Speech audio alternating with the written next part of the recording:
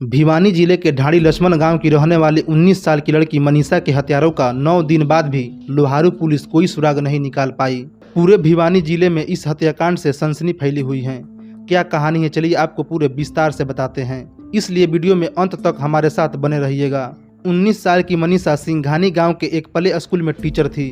पिता मजदूरी करते थे, इसलिए बेटी को महज 19 साल की उम्र में ही घर चलाने के लिए नौकरी करनी पड़ी। लेकिन मनीषा के सपने बहुत बड़े थे, वह आगे पढ़ना चाहती थी, इसलिए 11 अगस्त को वह अपने घर से प्ले स्कूल के लिए निकली।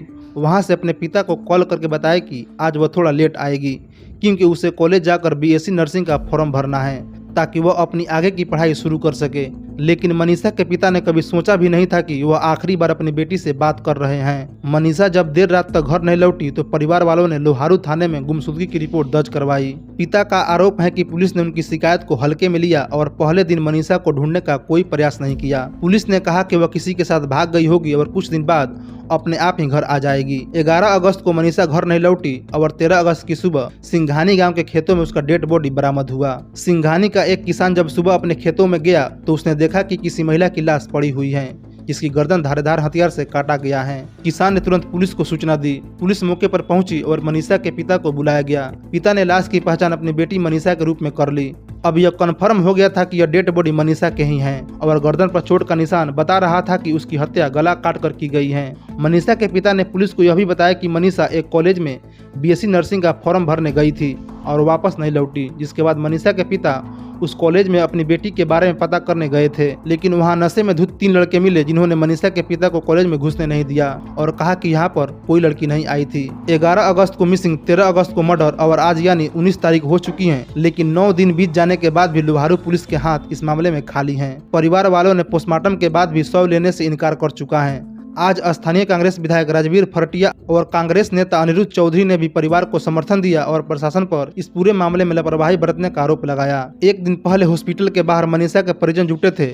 उन्हें समझाने के लिए सांसद धर्मवीर सिंह और भिवानी के एसपी भी मौके पर पहुंचे, लेकिन बात नहीं बनी। स्थिति यह है कि 19 साल की एक लड़की को किसी ने बहुत ही बेरहमी तरीके से हत्या कर दिया है। 9 दिन बाद भी हत्यारों का कोई सुराग नहीं लग पाया है। परिवार लोहारू थाने के पुलिसकर्मियों पर लापरवाही बरतने का आरोप लगा रहा है और हत्यारों की गिरफ्तारी न होने तक अंतिम संस्कार नहीं करने की जिद पर अड़ा है। इस हत्याकांड ने पूरे भिवानी जिले को हिला कर रख दिया है। हर कोई हैरान है कि एक गरीब बाप की होनहार बेटी जो नौकरी के साथ साथ अपनी पढ़ाई करना चाहती थी, आखिर उसकी किसी से क्या दुश्मनी हो सकती है कि उसे ऐसी दर्दनाक मौत दी जाए। अंत में आप सुनिए कि मनीषा के मामा इस केस पर क्या कह रहे हैं और इस पूरे मामले पर अपनी राय कमेंट बॉक्स में लिख कर जरूर बताइए। मनीषा जो मेरी भांजी थी ढाणी लक्ष्मण से, वो किड्स प्ले स्कूल है सिंघानी के अंदर, वहाँ पार्ट टाइम जॉब करती थी। वहाँ से वो 11 तारीख को 1:58 पे बाहर आती है और वो आइडियल स्कूल और कॉलेज दोनों चीज़ें हैं, उसमें बीएससी के लिए वो एडमिशन के लिए जाती है, फॉर्म अप्लाई करने के लिए। वहाँ लगभग ये बात घटना है 2:15 बजे की। उसके बाद उस लड़की का कोई अता पता नहीं।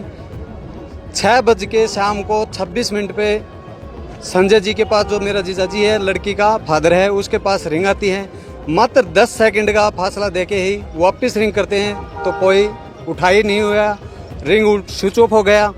उसके बाद जैसे ही संजय जी को पता चलता है कि बच्ची मुसीबत में है, वो बस पकड़ के लुहारू से सिंघानी आते हैं। लुहारू वो पार्ट टाइम जॉब करते हैं और वहाँ आने के बाद 112 पे कॉल करते हैं। 112 पे कॉल करते हैं। कॉल करने के बाद 112 आती है।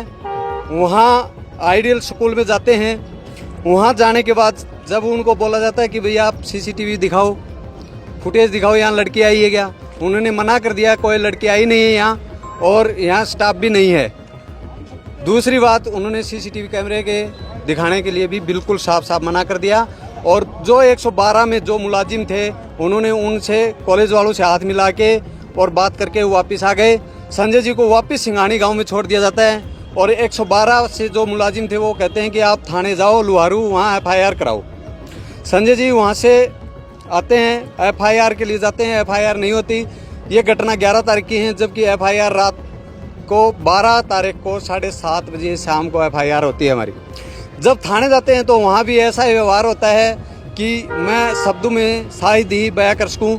उन्होंने कहा कि आपकी लड़की कहीं पिकनिक मनाने गई होगी, किसी के साथ गई होगी, जबकि हमारी जो भांजी है वो पूरे गांव में और सब में ऐसी शरीफ लड़की थी, कोई ऐसा नहीं था।